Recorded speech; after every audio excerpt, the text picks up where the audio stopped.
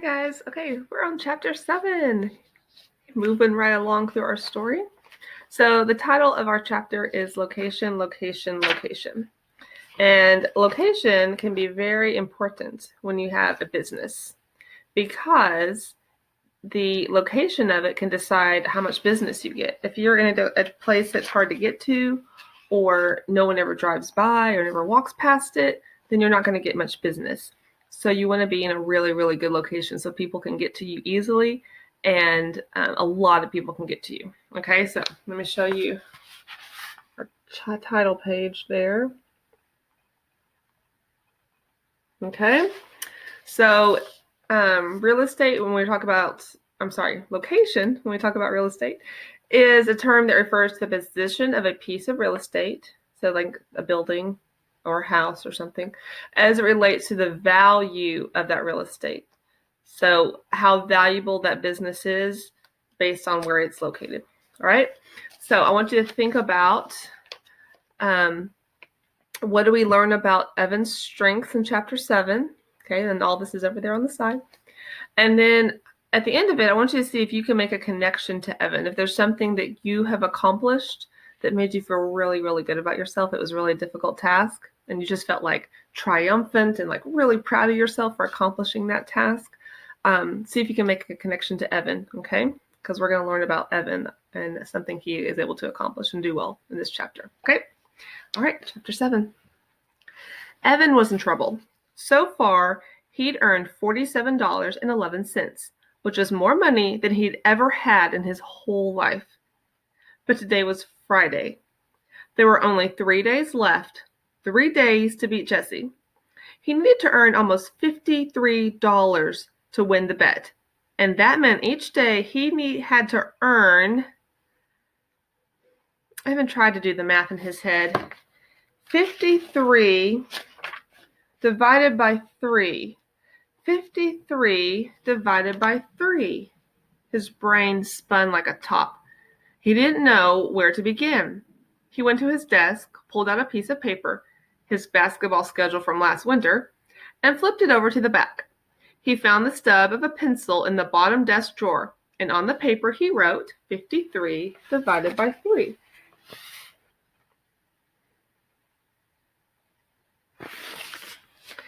He stared and stared at the equation on the page. The number 53 was just too big. He didn't know how to do it. Jesse would know how, he muttered, scribbling hard on the page. Jesse could do long division. Jesse had her multiplication facts memorized all the way up to 14 times 14. Jesse would look at the problem like this and just do it in her head. Snap. Evan felt his mouth getting tight, his fingers gripping the pencil too hard as he scribbled a dark storm cloud on the page. His math papers from school were always covered in X's. Nobody else got as many X's as he did. Nobody. Draw a picture. Miss DeFrazia's voice floated in his head. She had always reminded him to draw a picture when he couldn't figure out how to start a math problem. A picture of what? He asked in his head. Anything, came the answer. Anything? Yes, anything, as long as there are 53 of them. Dollar signs. Evan decided to draw dollar signs.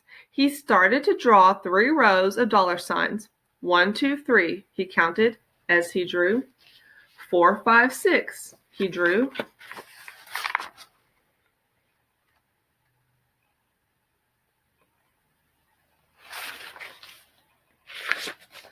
By the time he reached 53, his page looked like this.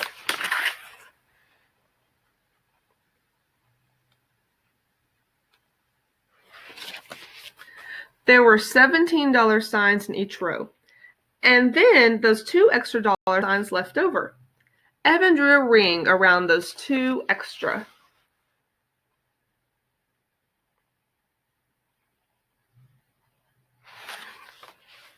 $17 signs and 2 left over. Evan stared at the picture for a long time. He wrote Friday next to the first row, Saturday next to the second row, and Sunday next to the third row. Friday, Saturday, and Sunday.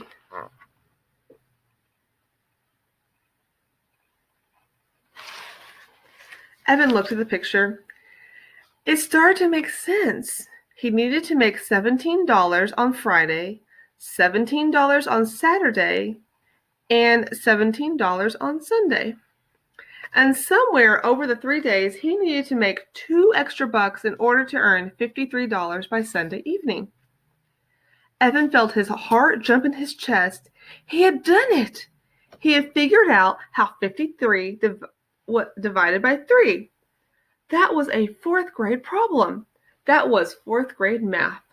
And he hadn't even started 4th grade. No one had helped him. Not Mom, not Grandma, not Jessie. He'd done it all by himself. It was like shooting the winning basket in double overtime. He hadn't felt this good since the lemonade war had begun. But $17 a day, how was he going to do that? Yesterday, he'd made $45, but that was because he had help and free supplies from his friends. They weren't going to want to run a lemonade stand every day, especially on the last days of summer vacation.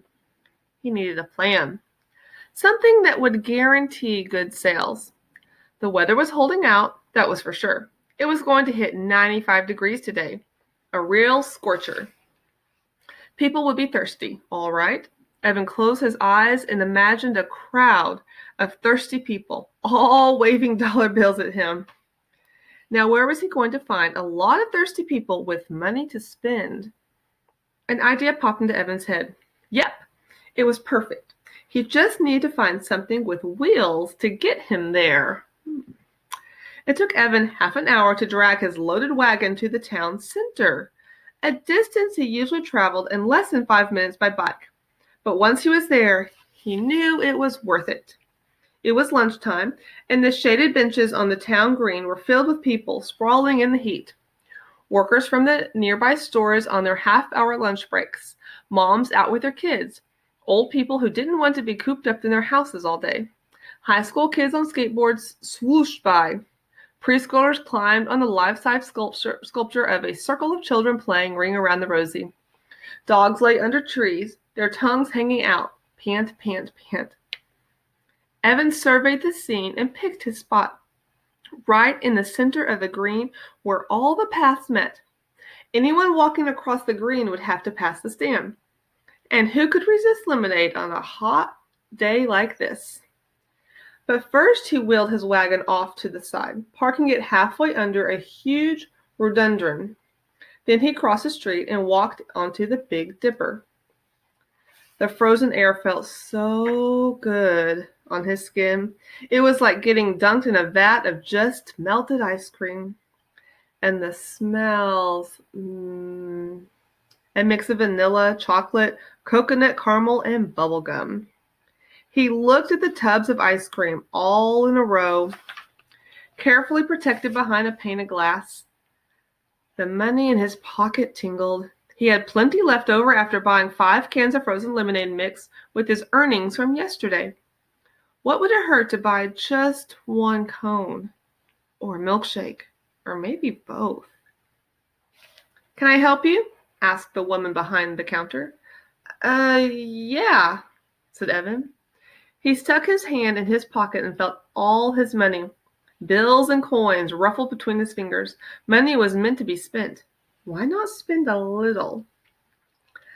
Evan could just imagine how good the ice cream would feel sliding down his hot throat. Creamy, sweet, like cold, golden deliciousness. He let his mind float as he gazed at the swirly buckets of ice cream. The sound of laughter brought him back to earth in a hurry. He looked around. It was just some girls he didn't know at the water fountain. But it sounded like Megan Moriarty.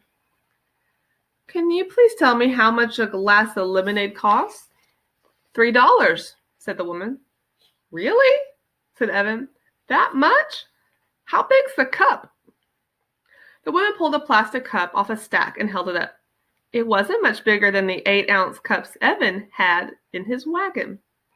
"Wow, $3? That's a lot," said Evan. "Well, thanks anyway." He started to walk to the door. "Hey," said the woman, pointing to the ice cream case. I'm allowed to give you a taste for free. Really? Said Evan. Then, could I taste the strawberry slam? The woman handed him a tiny plastic spoon with 3 licks worth of pink ice cream on it. Evan swallowed it all in one gulp. Back outside, he got to work. First, he filled his pitchers with water from the drinking fountain. Then he stirred in the mix. Then he pulled out a big blue marker and wrote on a piece of paper, $2 per cup. Best price in town.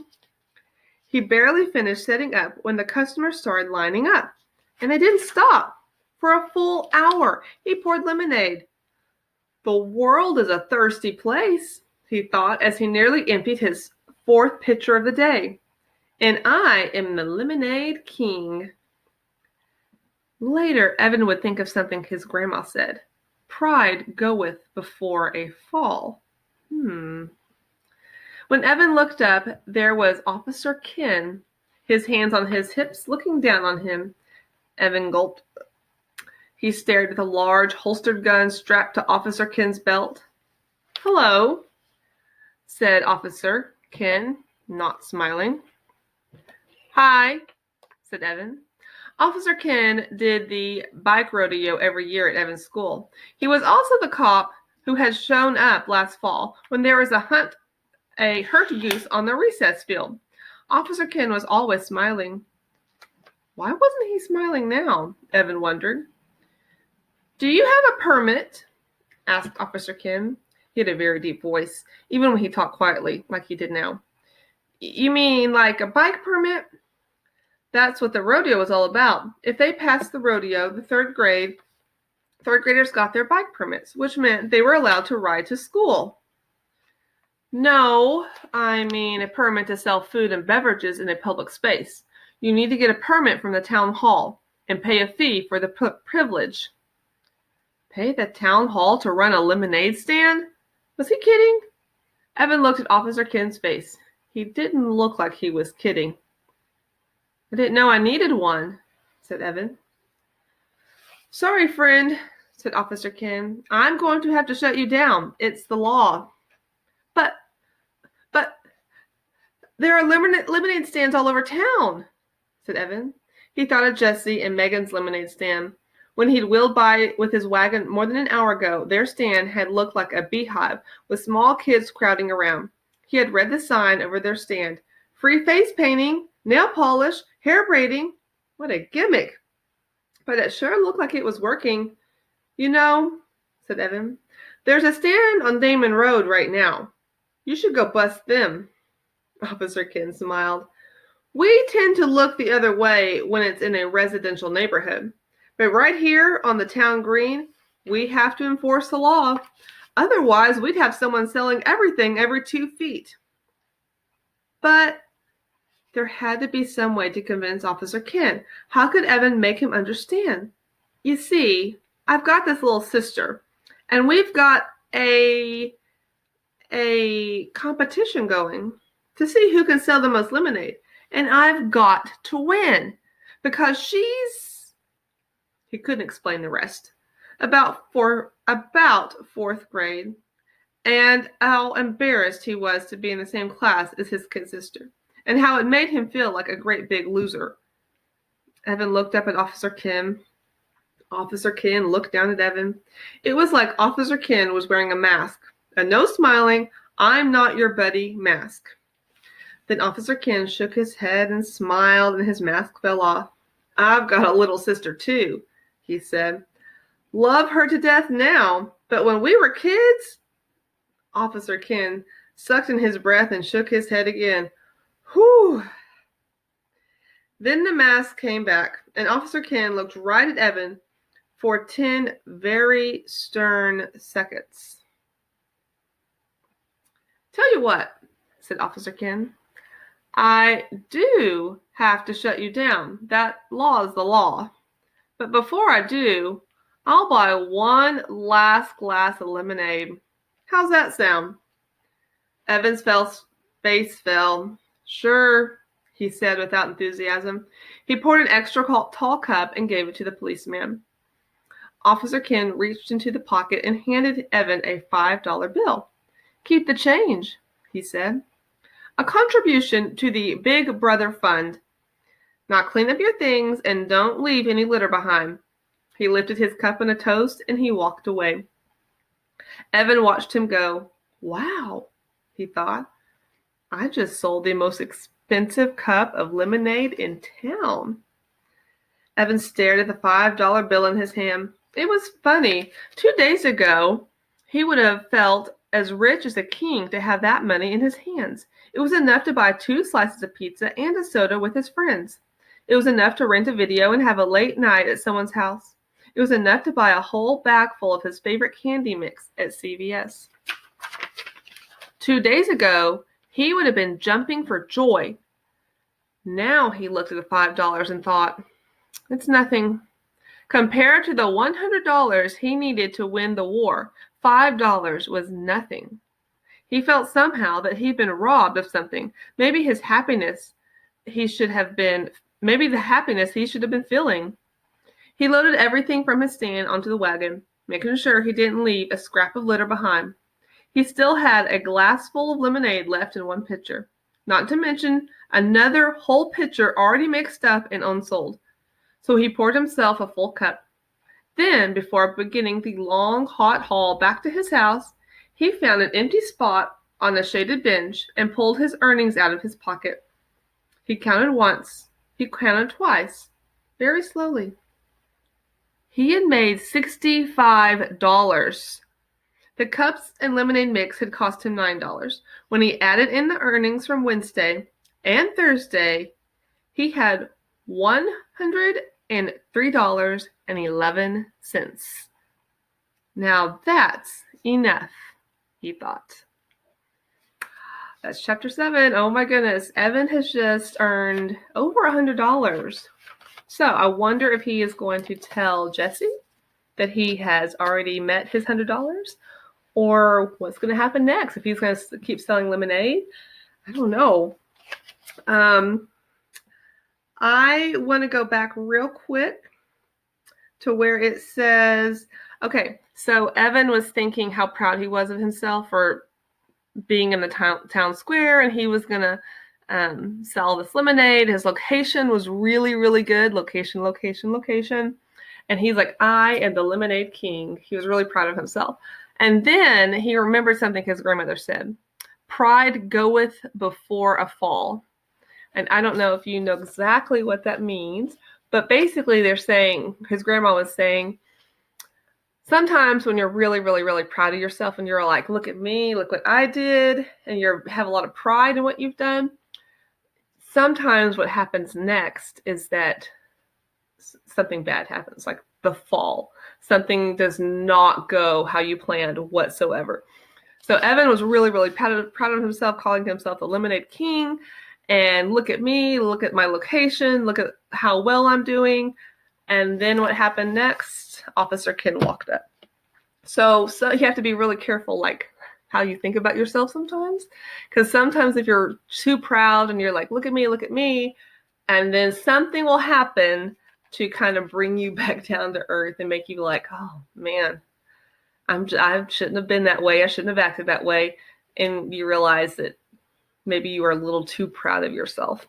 So anyway, we did learn about Evan's strength. He was able to do that math. He figured out a way on his own to do that math. And he drew a picture, which is awesome. I love to see y'all in class and you figure out, you're like, wait, I know I can solve this. I know I can figure this out. And so sometimes you just do things differently and you get to the same answer. So I hope you have something in your life that you had worked really, really hard at to accomplish and felt really triumphant and excited to accomplish that task. All right, guys. See you at chapter 8.